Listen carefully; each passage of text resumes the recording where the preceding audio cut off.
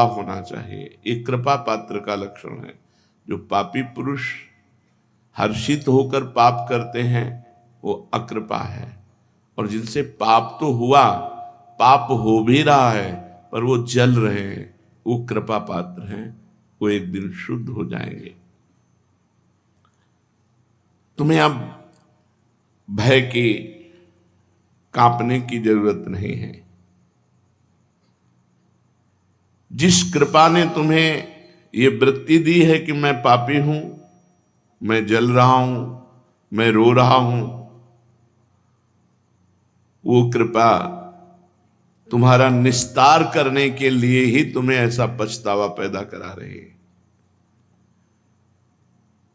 तुम्हें सही बताऊं, तुम्हें भगवान से मिलाने के लिए कृपा ने कमर कस लिया है।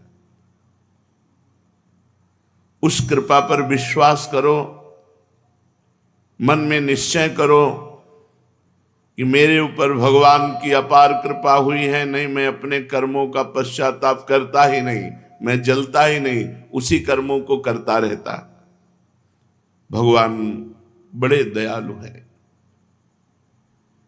वे गिरे हुए पापियों को, नीचों को गले लगाते हैं, बहुत जल्दी अपनाते हैं।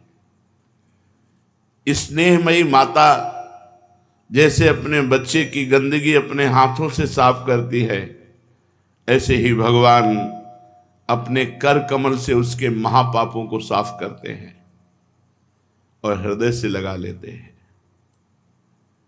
और उसे जगत पूजनीय बना देते हैं। जो महापापी है उसे भगवान अपने कर कमल से परम पावन करते हैं। अहम त्वाम सर्वपापेभ्यो मोक्षयिष्यामि मा शुचा। मैं तुम्हें पवित्र करूंगा, पाप रूपी मल को मैं धोऊंगा। और पाप रूपी मल को धोकर फिर हृदय से लगा लेते हैं और जगत पूजनीय बना देते हैं।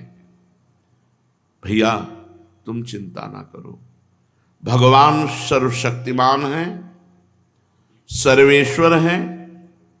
उनकी कृपा से तुम्हारे सारे पाप भस्म हो जाएंगे। तुम्हें भगवान ने स्वीकार कर लिया है, ये लक्षण है। तुम्हें भगवान की प्राप्ति होगी, ये मुझे दिखाई दे रहा है। क्योंकि ऐसी जलन, अपने कर्मों का पश्चाताप करके रोना। अब तुम एक उपाय पकड़ लो, भगवान का आश्रय लेकर नाम जप शुरू कर दो। कोई भी पाप हो गया हो, ये उत्साहवर्धन के लिए नहीं है कि आप नाम जप करते हुए पाप करें, वो पाप भस्म हो जाएगा। इसे नामापराध कहते हैं, ये आपको और कष्ट देगा। यदि आपसे पूर्व में पाप हो गए हैं और आपके हृदय में जलन है, भगवान का आश्रय लो और भगवान का नाम जप शुरू कर दो।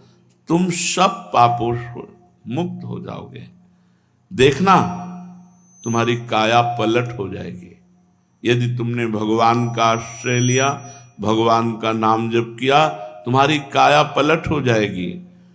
तुम महान साधुओं की सभा में बैठने के सौभाग्यशाली हो जाओगे, योग्य हो जाओगे। संतों की सभा में बैठने का ये दुर्लभ सौभाग्य भगवान की कृपा से मिलता है। सुत दारा धन लक्ष्मी पापियों के घर होए, संत समागम हरि कथा तुलसी दुर्लभ दोए। भगवत प्रेमी महात्माओं की चर्चा में, समागम में बैठना, साधु सभा में बैठना, ये बड़े सौभाग्य का। तुम साधु सभा में सौभाग्यशाली होकर बैठने लायक हो जाओगे।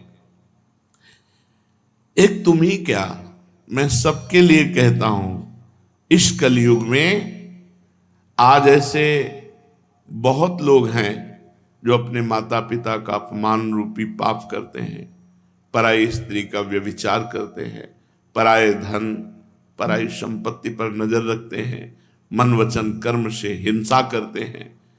ऐसे सब लोगों से प्रार्थना है कि कुसंग में पढ़ करके, मन ने मथ करके तुमसे प्रबल गुलामी करवाते हुए पाप करवा लिया। अब तुम बिल्कुल डरो